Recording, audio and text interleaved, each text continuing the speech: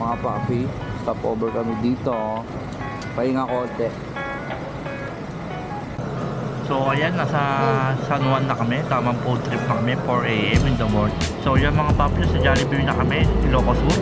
So tumae kami dyan. Hindi kami kumain na, tumae kami mga 5 minutes. Yes mga papi, almost 13 hours kaming bumiyahe papunta din sa Pagudpud. So yan na mga papi, dumating na kami sa beach namin. So tamang sightseeing na ako sa niliguan ko. Ayan, white sand yan, white beach. Okay dyan, good dyan, napakaganda dyan. Beautiful place, Villa Manuela.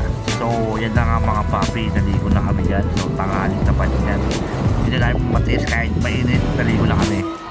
So ganun mga papi, tamang 5:30 hapon na. Yan, tamang ano na kami yan, sunset na kami, waiting the sunset na palubog na araw.